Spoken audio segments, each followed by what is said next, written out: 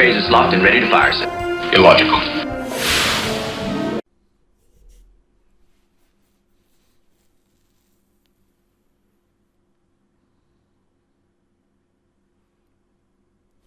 Hello and welcome back to Federation Radio. It's me, your host Floyd, once again. So today we covered the episode Balance of Terror, Season 1, Episode 15 of the original series.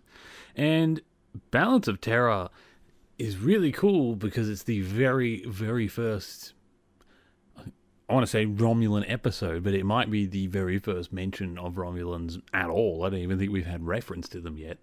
So this was probably the very first time that any of the Star Trek writers imagined one of the big, rivals of the Federation. Although, I will say they're very different in this era. Well, not very different, but they're much more militaristic. And I'll go more into that when I talk about Romulans later. But, Romulans at this point seem a lot more like Romans. They're even wearing these, cloth, purple, jackets that kind of look like togas. They go across the top of what looks like battle armor. It's kind of this weird, sparkly, almost looks like chainmail, but you can kind of tell it's not chainmail. I don't know if it's meant to be cheap theater props to make it look like chainmail, or whether it was always supposed to be cloth looking like chainmail as more as an aesthetic thing. I don't really know, but I actually really liked the purple toga things that they had over the top. That's something that I'm pretty sure they took away later on that kind of seems like a shame. I would have liked to have seen that being updated for the movies and stuff later, but anyway. So this episode, it actually starts off really weird. There's a little, I guess you'd call it a wedding, except there was a bunch of couples walking together, so it almost seemed like it was like the captain was officiating a couple weddings at once, but whatever. It was interesting. I will say there was one big shield in the background of what looked like, I don't know, a hall or a church or something on the ship.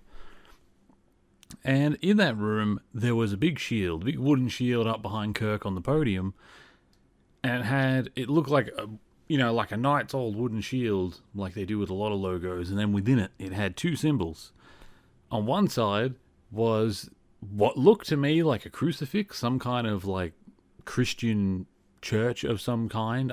I think they were trying to noticeably be vague about which kind of cross it was, but it was some kind of cross.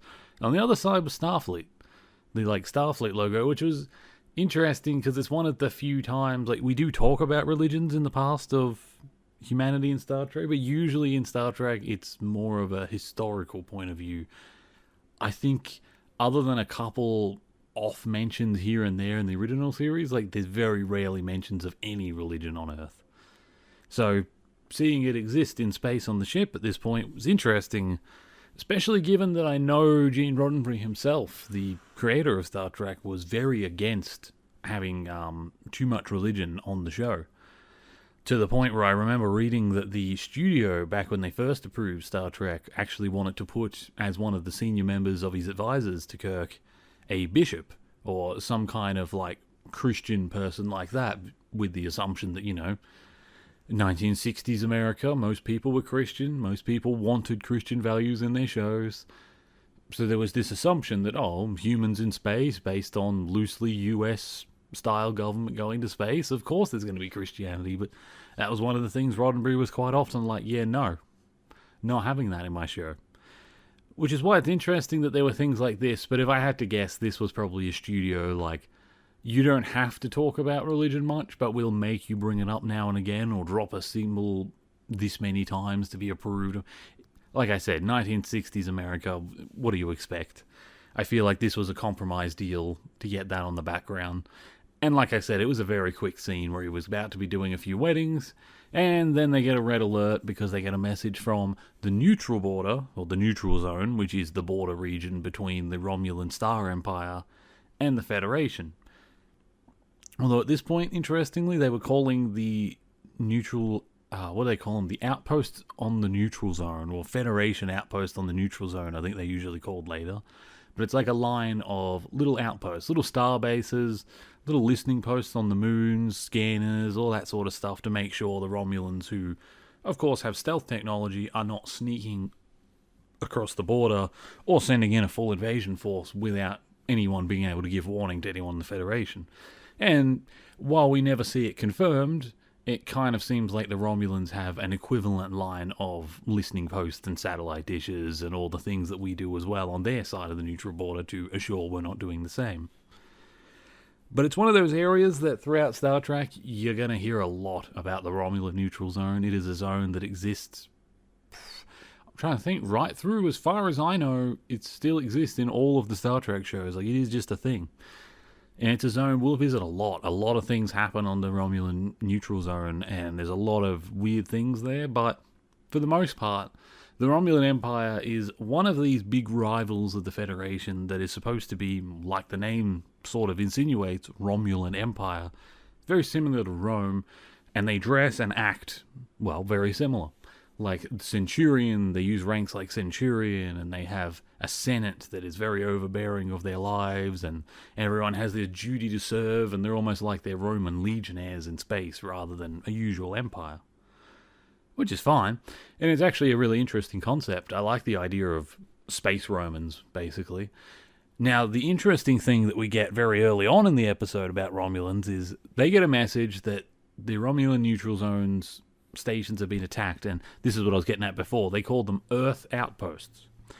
Now, it's true that when the first Romulan-Earth War happened, it was still an Earth-Romulan war, because the Federation hadn't technically been formed, or I think it had just very early been formed, like it wasn't really a thing. Like, the war did happen, but it wasn't a Federation-Romulan war. It was Romulans basically starting a war to try and stop the Federation forming or getting strength. And when it established very early in that conflict that it would be unable to stop it, they decided to instead organize a border, which is where the neutral zone came in. That was the agreed upon point, and neither side would pass, and up until Kirk's time in this episode, I think it's meant to have been about 100 years since then, they haven't come across. This is the first real indication we have of any contact with the Romulans in a very long time. They had that war with us, they crossed back across the agreed zone, and as far as we're aware, they're stuck to the rules, and they've just stayed there this whole time. But this is the first... the whole time I was thinking while I was watching this, how much this feels like a Next Generation episode. This episode, the storyline, the Romulan border, the captains basically having a mind game against each other and playing a game of chess and strategy and tactics against each other. This is it feels like a Picard episode, but it's interesting. I never realized until I rewatched this now just how much of the Next Generation and other Romulan stuff is based on this episode. Except, I will say, there's one weird thing with the Romulan ship in this. The Romulan ship has some kind of new weapon. It fires a plasma, it just looks like a big plasma ball. And from the damage we see on the outposts, when Kirk shows up to have a look at the damaged outposts to try and work out what's happened, and confirm Starfleet's fears that the Romulans might be behind it, they find that the station was attacked with a weapon. It fired once, and it blew through and caused some kind of weird implosion effect that caused even the densest metals they have that was over the shield around this base to just explode and fall apart. So they determined very quickly that hitting a starship would be just as bad, would vent half the ship to space very quickly, so whatever weapon this is, they don't want to be touched by it. Very quickly, the Romulans actually come back because Kirk makes contact with a survivor on one of the stations, and the Romulans fire on the station while Kirk's in contact with it, and kill the guy. So now, we're in this interesting situation, though, where we actually get some scenes from the Romulan point of view, when at first Spock ends up hacking into their computer. Well, not their computer, he hacks into their communications because a Centurion on board the Romulan ship decides to send a mission complete message to the Romulan, Senate. He keeps saying Praetorian, which I'm pretty sure is a Roman term for Praetorian, or I think it's what do you call it? It'd be like the Prime Minister equivalent in a modern day. It's like the senators that are picked by the Senate in an internal vote to be their representatives in times of chaos to speak for the whole Senate when they don't have time to debate things. I think they're usually called consuls, but I think they can be praetors. It's been a while since I studied Roman history. I apologize. There probably is an actual term for that, but that's what I think they're talking about. So one of the Centurions messages back on subspace, hey, we've completed our mission for the Praetorian or whatever. And that's what Kirk's ship picks up, and that's what Spock ends up sort of hacking into where it came from and using the signals or however he did it. And he says, I believe I can establish visual contact with their bridge captain. Now, mind you, this is actually a big moment, because in the war I mentioned earlier, when the Romulans have interfered with the Alpha Quadrant before, they've never revealed themselves. Now, we've seen their ships, but they've never had face-to-face contact. They've never done communications with us, and in the entire war, none of their bodies were ever covered, and there was never any face-to-face combat. It all happened in ships. It all happened in the dead of space. Everyone picked up their dead. No one got any scans. Now, presumably the Romulans know what we all look like, because they're sort of... We see straight away, once there's a suspicion of Romulans being around, everyone's getting concerned about spies, which is the first time we've heard about spies being a problem in the Federation. Which tells you straight away that, like, yeah, the Romulan reputation they have in the later shows of being basically a spy agency with a state instead of the state spy agency because they use so many spies, is still true. Even 100 years before Next Generation, very true. Seems like their spies are everywhere, and there's sort of just an expectation from the Federation side that anything they do is being monitored and that the Romulans could be anywhere listening to anything. But it's interesting because when Spock opens the channel, we find the Romulans look an awful lot like Vulcans. And that immediately gets a reaction from this guy, what was his name? Mr. Styles, who is currently on the bridge on the con. Con, that is, not the com. He's not doing communications, he's driving the ship. And he has an immediate response because, as he sort of mentioned offhandedly in a scene earlier, he says, hey, my parents died in the Romulan War. We can't trust Romulans. We should attack now. If this is them starting a war, we need to tell Starfleet and we need to go in. And he's like advocating Kirk to go in, be aggressive, like go kill them. He wants revenge. Kirk sort of talks him down, but then when the screen opens up and everyone sees that the Romulan captain and the Romulans look a hell of a lot like Vulcans in battle armor, he turns around, and it's the first time we sort of see this, but there's a bit of not just joking like xenophobia on the bridge. He sort of says, why don't you ask the science officer, Spock? Seems he knows more than he was letting on about, and that's making like snide comments at him all the time. Now, Kirk shuts that shit down immediately and says he will not have anyone questioning Spock's, loyalty in any way. He won't stand for it.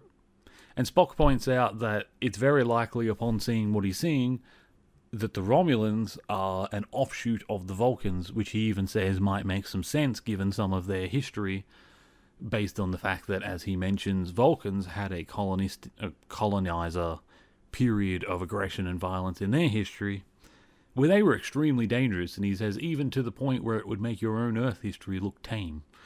He says if Romulans share even half of that level of anger and violence within them, as I believe they would as a Vulcan offshoot, then I would have to agree with Mr. Styles that aggression might be the best way to solve this. Which is interesting.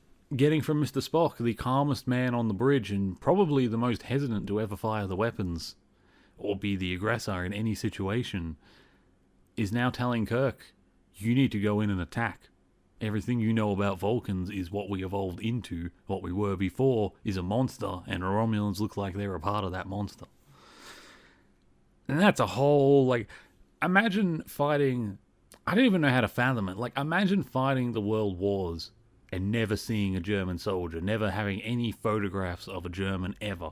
They attacked at night. It's hard to even think logistically how it would work on a planet, I guess. In space, there's enough, space that you could theoretically do that.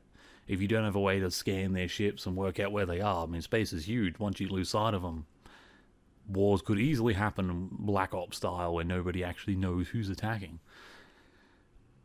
But to never show their face while fighting a war, and then an entire century goes by since that war and that agreement that they did, presumably over the radio, because audio only, they didn't do any visual.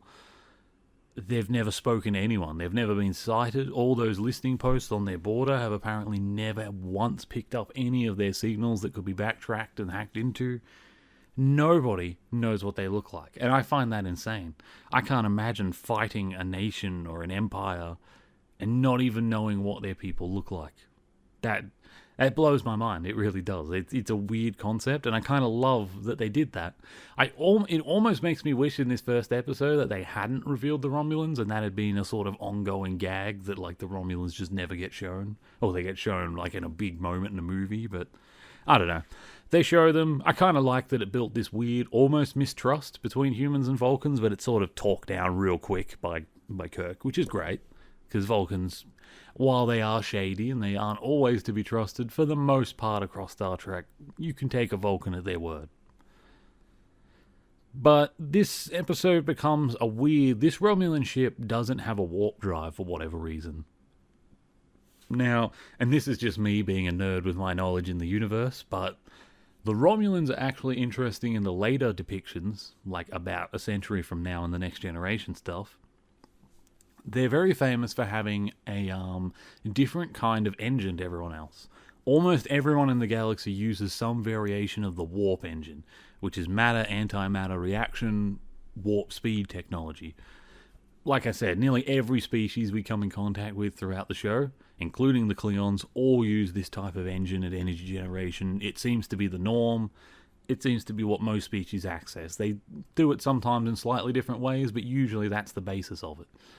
Now, the Romulans, in Next Generation and onwards, actually use singularity drives, which are apparently miniature stars, basically, in a box. It's like a proper fusion generator. So they've always had different power systems. It doesn't come up very often, but it is a really interesting difference from the Romulans to everyone else. And I actually think it makes sense, because of all the species out there, like the Federation gains new technology because it's inquisitive and because it really... it supports the creative people. It sends all of their best minds in science and all these different fields through the Starfleet Academy, science industries. There's so much basis and help to get creativity pumping because they know, the Federation is basically a technocracy. Everyone is equal, but technology is king. Everyone wants more tech. It's what makes their lives comfy. It's what keeps them safe. And they love it. It's their thing. Now, the Klingons, not that we've really talked about Klingons yet, but the Klingons are more an aggressive species, so a lot of their technology is reverse engineering the technological advances of lesser species that they have conquered. Or things that they have taken in a raid or whatever, because, Klingons are much more like sort of Vikings that way. Whereas the Federation's more like a proper republic, democracy type thing that goes through safety, security, and technology. Whereas the Romulans are interesting because they're an almost isolationist power. Now, we do know they conquer some worlds, and they do have lesser species, well, not lesser, but in their eyes, lesser species that work for them and are under their command in the Empire. But it sort of seems like they only conquer weaker species, or species where they're almost guaranteed to win. They're not often the sort of enemy that attacks someone head-on in a fight. They like to always know they're going to win, and if they don't know they're going to win, they would rather use their spies to destabilize their enemy and weaken them, rather than fight an uphill battle. Then they'll just come in once their enemy's fallen apart and conquer what's left. That's the type of enemy they are. So an isolationist type culture like that is always going to have different technology because they don't trade. They don't steal, they don't create, they don't share. Everything they have is made by themselves, and that is... just like real life, both a strength and a weakness. It's a strength because your technology is different, no one else quite understands it, so when it comes to war, it's unique, no one knows how it works. That gives you a hell of a lot of advantages in a lot of fields. However, reversely, it also means no one else in the galaxy can help you fix it if you have any damn problems, and you need to rely on your own people, which means your people are on their own a lot, and a lot of issues can come up. But like I said, it does tend to lead people. Like, everyone uses the warp engine. And presumably that's just because there is so many species using the warp engine that this idea of warp technology is traded and sent through and shared through visitors all through the galaxy for millennia. We know there are some species like the Vulcan that have been in space for well over 1,000 years. They have made contact with all sorts of species. Like, warp technology and the idea of even just seeing how those ships move would alter society's view on starships, and they would change it. Whereas the Romulans, because of their aggressive and isolationist nature, didn't see warp drive. It wasn't really a goal for them, and they wanted to do something different. So they come out with this singularity drive. Now, the reason I went on that big nerdy tangent was because in this episode, the Romulan ship can only move at impulse. It doesn't have a warp drive, but it doesn't yet have a singularity drive, which I found interesting. Now, I don't know if that's because this is a prototype ship and it was most of its energy generation was being focused into this new super weapon that they had been working on. And that between the stealth technology they have and the weapon, it was using all of their fuel, so they had no fuel to go to warp. Or whether it was that they couldn't go warp. And it definitely, to me, seemed like they couldn't go to warp speed. Which is interesting and sort of makes me wonder, did the Romulans have warp before this? Because I'm not sure. And warp or other kinds, because I don't know if it's just this ship is a prototype and the rest of their species could be sending ships at warp speed towards this location right now. But that's never really brought up as a threat, which makes me feel like the Federation, at least at this point, has the perspective that they don't have warp-capable ships.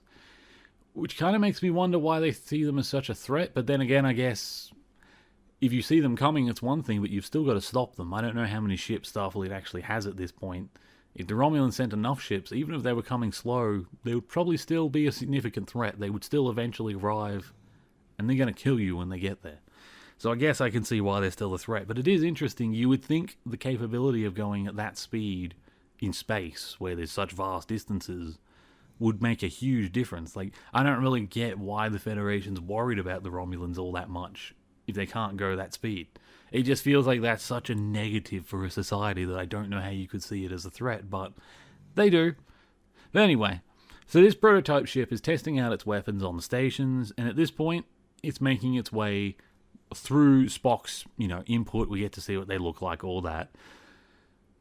They quickly realize that the Enterprise has worked out where they are based on the transmission. The Centurion who sent that transmission is then dropped by 2 ranks and sent back to his post. And we see the Romulan captain, and he talks a bit about how he doesn't want a war. He says, we've succeeded in our mission. Yeah, great. Our mission to start a war where millions more will die. And you get this idea that he's this old, grizzled warrior. He's that old, wise general that has been fighting for so long that he no longer sees a purpose in fighting. He's good at it. He's obviously one of the best. And through the dialogue we work out, this ship is the flagship of the Romulan fleet, just like the Enterprise is the flagship of the Federation fleet. So in a lot of ways, this guy is Kirk's equal in the Empire. So they're not just having a rivalry here as the ships sort of go at it, trying to outsmart each other, using the cloak and then firing, and Kirk working out the distance the weapon can travel. And then Kirk comes up with this interesting, we can't see them when they're cloaked, but if enough objects touch them while they're cloaked, it causes an effect that we can view in space. So he waits until they're getting near a comet, waits until the comet passes somewhere where the Romulan ship is, which causes an effect in space that he can then start firing at, trying to make the ship waste its energy because Kirk is basically hoping they'll run out of power before they get home. He's banking on the fact that this ship only had enough fuel to complete its mission and get home and not much else. Which means if he engages it here and keeps engaging it and keeps it under pressure, it has to use its weapons, it has to do things. It either means the captain won't be able to fight back because he'll run out of fuel to get home if he does, or he has to fight back and he gets stuck. So Kirk is trying to stop a war by basically stopping this ship one way or the other from reaching the Romulan border. Now this captain has completed his mission and he's, as he says, a creature of duty. He will do his duty. But he doesn't want to. He knows that his duty is going to lead to a war, and he keeps looking around his bridge seeing all the young soldiers, and like I said, old wise general. He even makes a comment to the Centurion, we have fought in however many campaigns together, so battles or wars or conquests of some kind. So he's been around a while, he's done a lot of killing, and he's sort of looking at his crew like, I don't want to send all these young men off to die. He's lost faith with his government a little bit. Not quite enough to be disloyal, but he's disheartened with it. So he's doing things like, he doesn't want to start a war, so he's not firing the weapon all the time.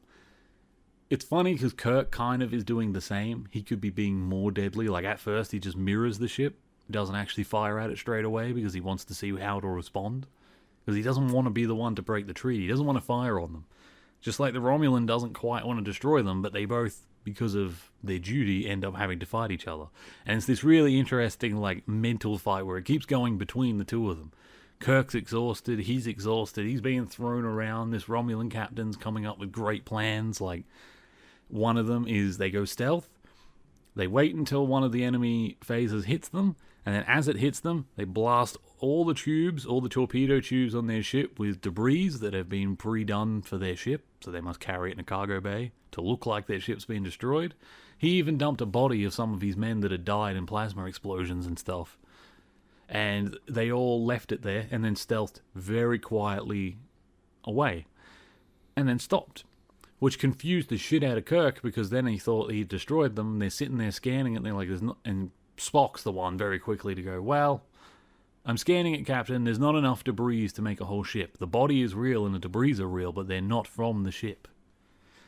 Which alerts them to this is a deception. It takes them a while. They end up working out where it is, though. He sort of just assumes where he would go if he was in the other position and fires these phasers, and he's right. Now, they try that trick once more, except this time they put what looks like a thermonuclear device in there, which is kind of interesting. I think it's meant to be like a nuclear device, but a much larger one. The guy on the Romulan ship mentions that they use them for self-destruct, so they must be big enough to blow away a whole ship and like vaporize it, which means it could probably do damage to the Enterprise. So he drops it in that field, and it does some damage to the Enterprise, but again, Kirk manages to get around it. He tracks their ship and he fires again, and this time the Romulans, they're out of fuel, they've got no options. As his ship is being destroyed, like his ship's been hit a few times, he's lost most of his crew, his ship's on fire, he actually communicates with Kirk. And he says, in another lifetime, we would have been friends, Captain. He said, we are so alike, I feel a kindred spirit in you. Neither of us wish to go to war, and yet we are both bound by our duty. And Kirk offers to save what's left of his crew. He says, prepare yourselves, we can beam you over, we can shelter you over, let us help you, let us save your lives. And he just looks at the screen and the Romulan says, no, that is not our way, Captain. And he turns around and he flips a switch and their ship explodes. Because that is the Romulans. They are defiant to the end. They are the sort of culture where if there are thousands of them in a ship, they would rather hit the self-destruct than be caught red-handed in some sort of action. Because now the Romulan Empire can claim, well, three stations on your side of the border were destroyed, yes, but I don't see a Romulan ship, I don't see any debris from a Romulan, we only have your word for that. So unless you want to start a war over a lie, you'd best back off. And the Federation, well, it's true. All they have is the word of the Enterprise, which the Romulans just see as their word against mine. Whereas if they had captured the prisoners and they had all the evidence, it would be different. And the Romulans are the sort of people where the state comes before me, and they will self-destruct before they, fail their mission. Because they would rather die in keeping their state safe than live and cause humiliation and try again later. Because that's just sort of the fanatical people that they are. And I have to say, I love the Romulans. They're such a cool villain, and a very underutilized one. Like, I like the Klingons, I like a lot of the other villains that we'll get a lot more of, but Romulans they're such a unique empire. I really like them. I wish they would get a bit more screen time in a cool way where they get to be villains. But anyway, I mean, they do come up a lot. I'm saying it as if they never come up. Don't worry, you are going to get a lot of Romulans, especially through Next Generation, and especially, funny enough, in later Deep Space Nine, there's quite a bit of Romulan stuff. But yeah, anyway, I'll have a quick look. I don't think there was anything particularly interesting other than the Christian stuff. There's a Romulan plasma weapon that, like I mentioned, they use. It never really comes up again. I don't know if much came of that weapon. Maybe it was the first, tri-cobalt explosive devices or something that's bigger than a photon torpedo. There's a lot of weird weapons they fire later. This might have been a prototype of one of those. This is the first time we ever see proper cloaking technology being used, because that's a big thing with Romulans. They cloak. They're always, spies, knives in the dark types. Even their battleships all cloak and show up when you least expect them for ambushes. Like I said, they're not a fly down towards your planet while firing their weapons type of species. They're a unstealthing in your atmosphere and firing on your planet, destroying your government with the first shot type of enemy. It's why they're so damn deadly, and it's why every interaction with them, as Picard will put it later, is like a game of chess, always trying to outmaneuver each other at every move. But yeah, that's the Balance of Terror. That was our first introduction to Romulans. Oh, I will say, there was one sort of interesting thing about them. The guy that plays the Romulan captain will actually return later on in the show, not as the Romulan captain, but as Spock's father. And he will remain as Spock's father as a semi-recurring role throughout the movies, throughout the original series, and a fair bit of Next Generation as well, because Vulcans live a long time, so he's still around. So that actor that you would have seen if you've been watching this along with this while you've been listening, is actually someone who's going to be coming up a lot later. Yeah, and it's kind of cool. It's weird in hindsight now that I've just, especially so recently, watched an episode that he was in called Unification Part 1 and 2. I was watching that myself, and he has a big part in that episode, and it was really weird seeing him play a Romulan back in this episode, like barely a few hours after watching that. But anyway, thanks for coming by. Thanks for listening. This was a bit of a longer episode, but you know what? It was about the Romulans, and I know I took a week off. I just needed a break. Don't worry. I'm back. I'm going to upload this one today, and next week we'll be back with the next episode. Bye for now.